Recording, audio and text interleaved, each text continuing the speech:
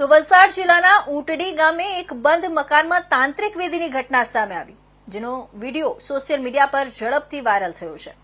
રવિવારે સાંજે 5:30 કલાકે ગામના લોકોએ આ ઘટનાની જાણ કરી અને તરત જ સરપંચો ઘટના સ્થળે પહોંચીને તાંત્રિક વિધિ રોકી કામ અટકાવી અને તાંત્રિકને ગામમાંથી કાઢી મૂક્યો। આ ઘટનાએ સમાજમાં ભારે ચિંતા ફેલાવી છે। આવા મામલામાં દરેક વ્યક્તિએ જાગૃત રહેવું જરૂરી છે।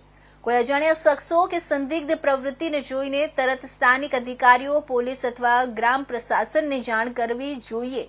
સોશિયલ મીડિયામાં વાયરલ થતા વિડીયો જોવામાં જાગૃતતા જરૂરી છે। ક્યારેય આ વિડીયોઝ અતિવાદી અથવા ભયભીત કરવા માટે ઉપયોગમાં લેવામાં આવે છે।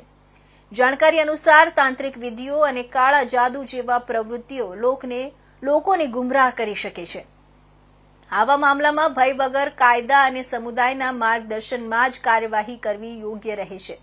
દરેક વ્યક્તિએ પોતાના પરિવારમાં અને સમુદાયમાં જાગૃતિ વધારવી અને બાળકોને આવા પ્રવૃત્તિઓથી દૂર રાખવાની સલાહ આપવી જોઈએ।